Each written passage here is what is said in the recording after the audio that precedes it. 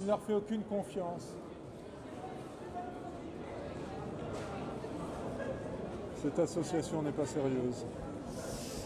Nous voilà de retour au Production Forum sur le site de l'AFR. On va attendre quelques secondes, le temps une fois de plus que tout le monde puisse se connecter parce qu'on reçoit des notifications.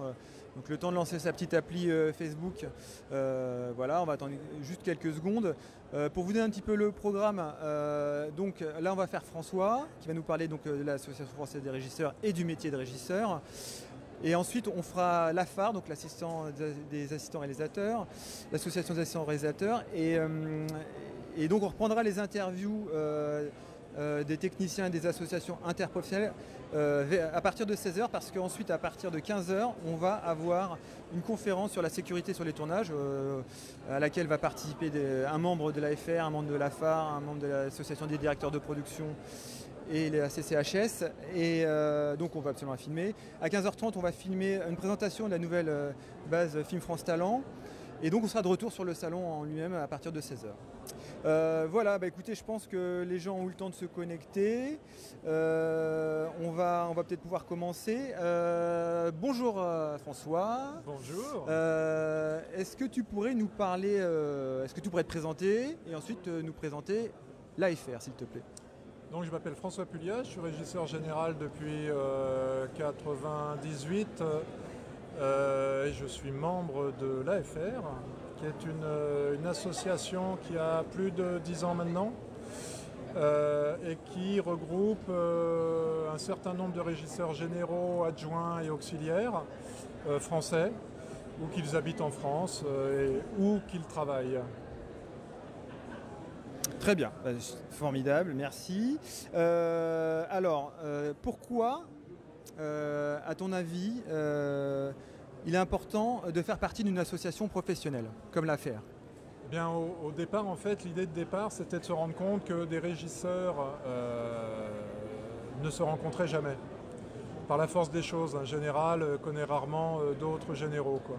Donc tout est parti de là, et en fait c'est des choses qui n'ont fait que se confirmer au fil des années, même si le nombre d'adhérents a augmenté, même si maintenant il y a des adjoints, des auxiliaires. C'est que c'est un territoire d'échange absolument incroyable et bénéfique professionnellement. Donc c'est une des premières raisons d'être. Les suivantes sont liées à tous les aspects sociaux du métier, à la façon dont on peut travailler, c'est-à-dire, j'allais dire, avec une réflexion, avec un peu plus de recul. Et encore une fois, aujourd'hui, on existe depuis 2006, ça se vérifie à chaque fois qu'on se rencontre, à chaque échange, qu'il soit digital, via le site, ou qu'il soit de vive voix.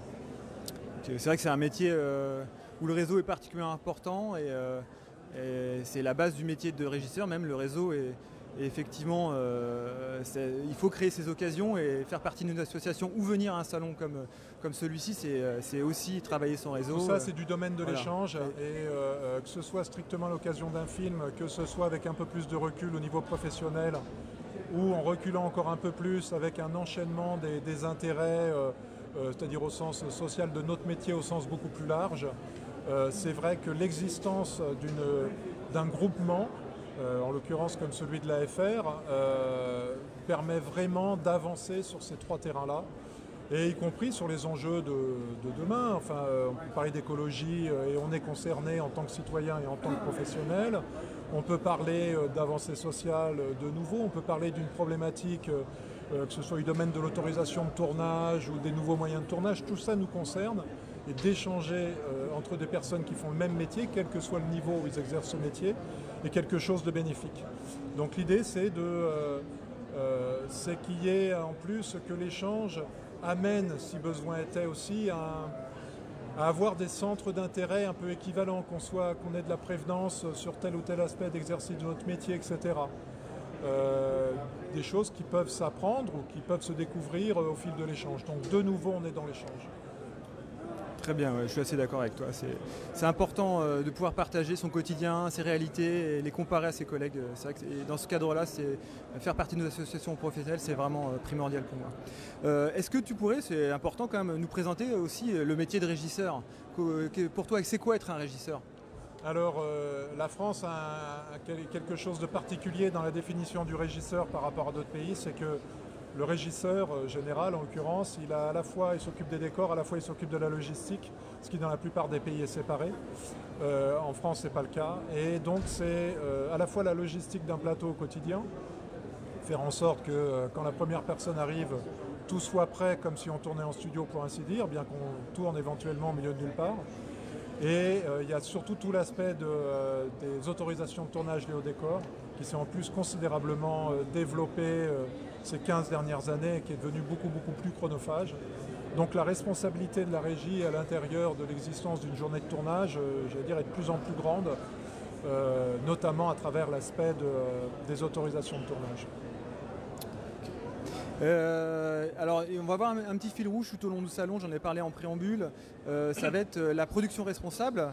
À titre personnel, toi, qu'est-ce que tu penses de la production responsable et est-ce que tu as l'impression que les choses ont tendance à évoluer par rapport à ton expérience entre il y a 10 ans et aujourd'hui? Est-ce que tu sens que les gens sont vraiment plus ouverts à ces questions de préservation de l'environnement?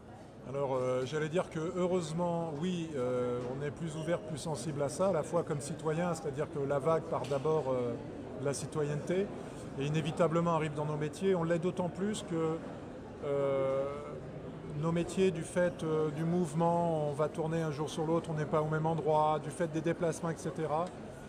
C'est plus compliqué de mettre en place un certain nombre de mesures qui pourraient exister par ailleurs dans des entreprises ou des industries. Et c'est vrai que c'est... Moi, je dirais 5 dernières années, non seulement c'est réellement devenu un sujet dans nos métiers, mais en plus de ça, une prise de conscience.